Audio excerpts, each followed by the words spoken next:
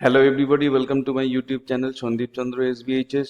আজকে পশ্চিমবঙ্গ সরকারের অর্থ দপ্তরের তরফ থেকে একটি বিজ্ঞপ্তি জারি করা হয়েছে, যেখানে বকেয়া ডিএ নিয়ে একটি গুরুত্বপূর্ণ ঘোষণা রয়েছে। তা আমরা দেখে নেব সেখানে কি বলা আছে। তারিখ দেখতে পাচ্ছেন 7ই জুলাই 2026। নাম্বার হচ্ছে 125F, ব্র্যাকেটে আছে পেন।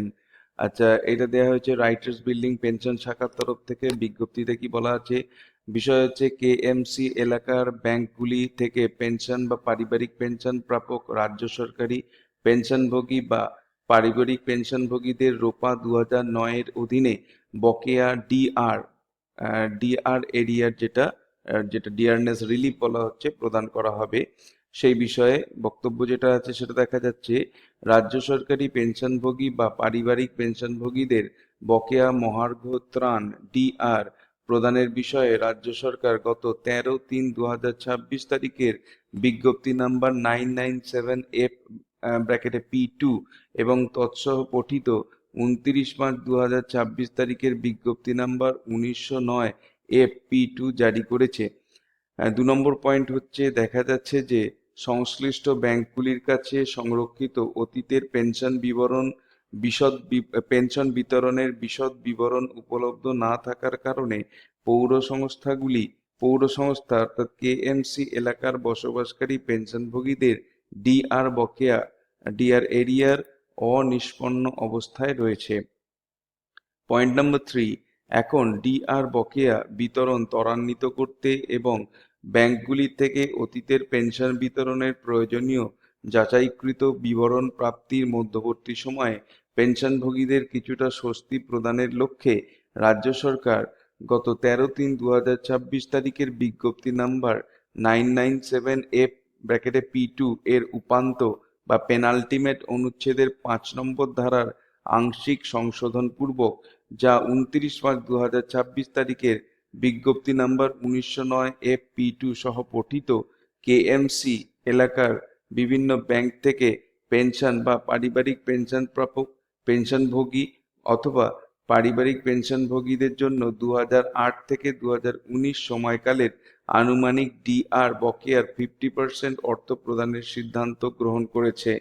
4 নম্বর পয়েন্ট, এইরূপ আনুমানিক ডিআর বকেয়া গণনা পশ্চিমবঙ্গের অ্যাকাউন্ট্যান্ট জেনারেল এজি কর্তৃক প্রদত্ত বিশদ বিবরণ রোপা 2009 চক্র চলাকালীন 1/4/2008 থেকে 31/12/2019 পর্যন্ত অর্থ দপ্তর কর্তৃক বিজ্ঞাপিত ডিআর এর হার এবং এআইসিপিআই 100% নিউট্রালাইজেশন অনুযায়ী ডিআর এর উপর ভিত্তি করে করা হবে।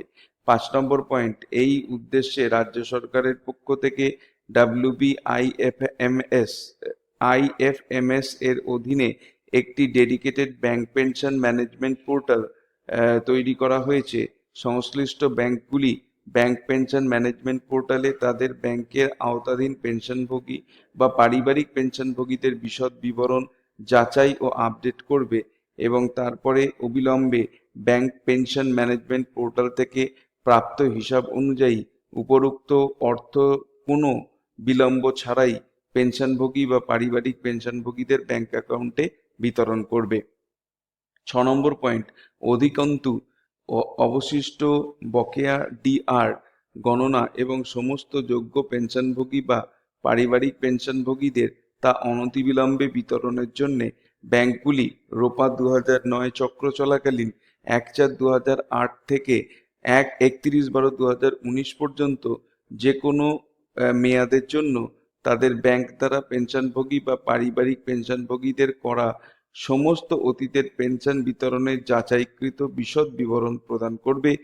অবশিষ্ট বকেয়া বা রেসিডিউয়াল ডিআর এরিয়ার অর্থ প্রদানের পদ্ধতি পরবর্তীতে আলাদাভাবে বিজ্ঞাপিত করা হবে। এটি জনস্বার্থে জারি করা হলো। এরা সিগনেচার করেছেন অতিরিক্ত মুখ্য সচিব, পশ্চিমবঙ্গ সরকার। তাহলে এইখান থেকে আমরা জানতে পারলাম যেটা, যে যারা পেনশনভোগী রয়েছেন তাদের যে এই রোপার যে বকেয়া ডিএ রোপা 2009-এর আন্ডারে সেইটা প্রদান করার কাজ অতি দ্রুত শুরু হচ্ছে, ব্যাংকগুলোতে দিয়ে দেওয়া হবে। বাকি যারা গ্র্যান্টিং এড রয়েছেন তাদের সম্পর্কে কিন্তু এখানে কোনো কথা বলা নেই, হয়তো পরবর্তীকালে কোনো নির্দেশিকা বেরোতে পারে, তার জন্য আমাদেরকে অপেক্ষা করতে হবে।